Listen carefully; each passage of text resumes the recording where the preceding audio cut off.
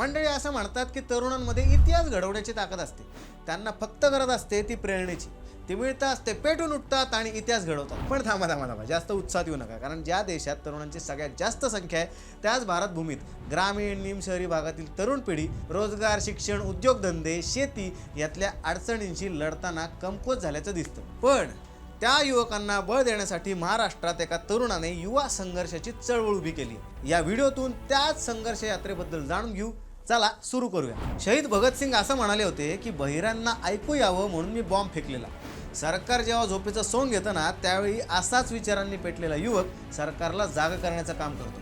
हा जगाचा इतिहास आहे. आणि खरं सांगू का मित्रांनो, तर तरुणांचे प्रश्न एक तरुणच समजून घेऊ शकतो. मंडळी, काही दिवसांपूर्वी तुम्ही ऐकलं असणार की नीट परीक्षेत मोठा घोटाळा झाला. महाज्योतीच्या परीक्षेत पण तसाच मोठा घोटाळा झाला. UGC नेटच्या परीक्षेत सुद्धा घोटाळा झाला. किती मोठी ही लिस्ट आहे. एकीकडे पेपर फुटल्यामुळे विद्यार्थ्यांची वाट लागली, तर दुसरीकडे नोकरी मिळत नाही म्हणून तरुण बेकारी दिवस काढतोय. बरं, सिलेक्शन लिस्टमध्ये नाव जरी आलं असलं तरी नियुक्ती कधी होईल याबाबत काहीच सांगता येत नाही.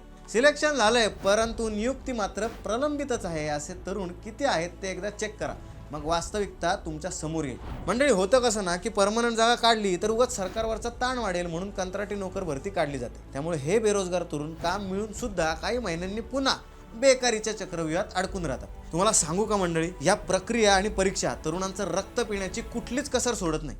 या चक्रव्यूहातून तरुणांना सोडवण्यासाठी स्वतः युवकांमध्ये जाऊन त्यांचे प्रश्न समजून घेण्यासाठी रोहित दादांनी चालू केली ती युवा संघर्ष यात्रा.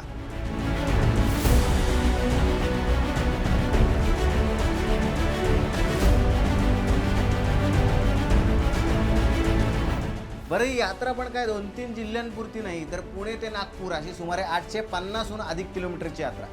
राज्यातली आजपर्यंतची सगळ्यात लांबीची यात्रा होती. 24 ऑक्टोबर 2023 रोजी पुण्यात फुले वाड्यात क्रांतीवीर महात्मा फुले, क्रांतिज्योती सावित्रीबाई फुले तसंच लाल महाल इथल्या बाल शिवबांच्या पुतळ्याला हजारो तरुणांच्या उपस्थितीत पुष्पहार अर्पण करून आणि त्यांचे आशीर्वाद घेऊन या युवा संघर्ष यात्रेची सुरुवात झाली. याच दिवशी ज्येष्ठ नेते आदरणीय शरदचंद्र पवार साहेबांनी या सर्व तरुणांशी संवाद साधला आणि या यात्रेला आशीर्वाद तर दिलेच, पण तरुणाईच्या या संघर्षात सोबत असल्याचीही ग्वाही दिली.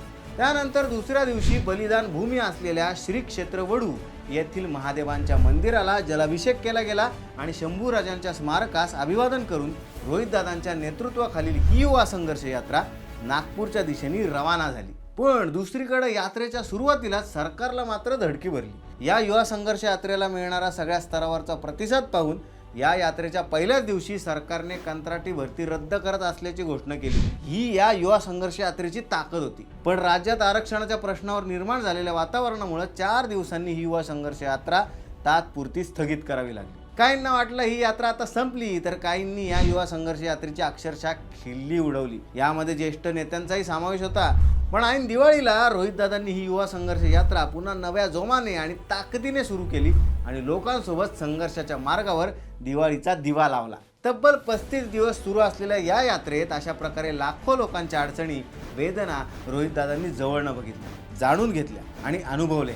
रोहितदादा या यात्रेदरम्यान अत्यंत साध्या ठिकाणी राहिले. सगळ्यांच्या पंक्तीला बसून जेवले. कधी उन्हाचे चटके सहन करत, थंडीला समोर जात, तर कधी पावसाच्या धारा अंगावर झेलत ही यात्रा पुढे सरकतच राहिली. दररोज संघर्ष करणाऱ्या लोकांच्या तुलनेत आमचा हा संघर्ष तर काहीच नाही, अशी प्रतिक्रिया यावर रोहितदादांनी माध्यमांना दिली. त्यांची ही प्रतिक्रिया एका संवेदनशील राजकारणाचं दर्शन घडवते, जी चित्र आज खूप दुर्मिळ होत चालली आहे. नागपूरमध्ये या युवा संघर्ष यात्रेच्या समारोपाला आदरणीय शरदचंद्र पवार साहेबांसह महाविकास आघाडी सरकारमधले अनेक मोठे नेते उपस्थित होते. त्यांच्या उपस्थितीमुळे आणि समारोपाला झालेल्या तरुणाईच्या गर्दीमुळे सरकारला घाम फुटला होता. परंतु इतक्या सहज झुकेल ते निगरगट्टा सरकार कुठलं? यात्रेच्या समारोपाला साधं निवेदन स्वीकारण्याची ही संवेदनशीलता सरकारने दाखवली नाही. राज्यातल्या लाखो तरुणाईच्या मागण्यांचं निवेदन स्वीकारण्यासाठी सरकारकडून तर कोणी आलं नाहीच.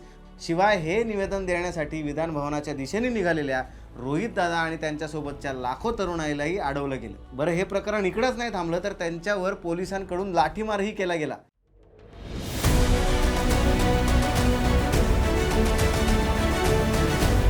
पण मित्रांनो, झुकणार ते रोहितदादा कसले?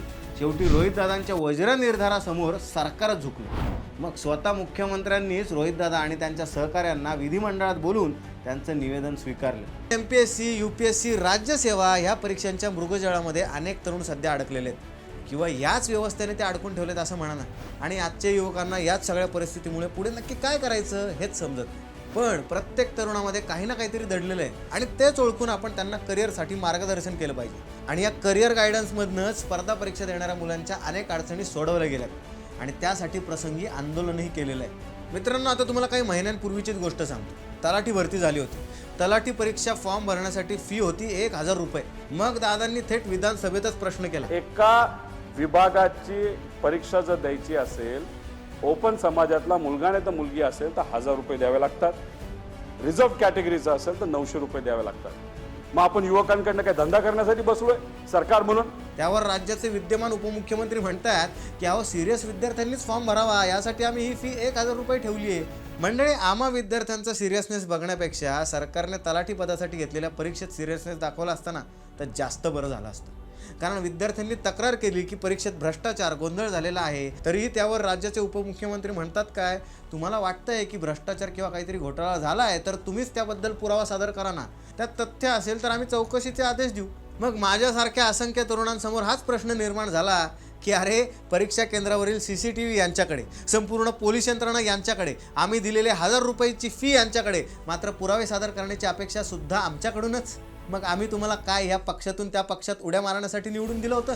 परंतु मित्रांनो, मी हे सगळं बोलतोय ते तुम्ही जास्तीत जास्त ऐकाल आणि सोडून द्या. युवांच्या प्रश्नांबद्दल विधानसभा गाजवणारा रोहितदादांसारखा युवा नेता सापडणं खरंच अवघड आहे. तरुणांच्या अडचणी सरकारपुढे मांडून त्या सोडवण्यासाठी रोहितदादा आपल्या आवाजाने विधानसभा दणाणून सोडत असतात. खरं तर सरकारला झोपेतून जागा करण्याचं कामच ते करत असतात. मित्रांनो, खरं तर रोहितदादा हा युवांसाठी संघर्ष करणारा चेहरा बनलाय आणि हाच चेहरा महाराष्ट्रातील युवा वर्गाचे प्रश्न सोडून त्यांना नक्कीच बळकट करेल असा मला विश्वास वाटतो. महाराष्ट्रातील युवा म्हणतोय आपल्यासाठी संघर्ष करणारा रोहितदादा चापला, म्हणूनच दिल से दादा फिर से दादा.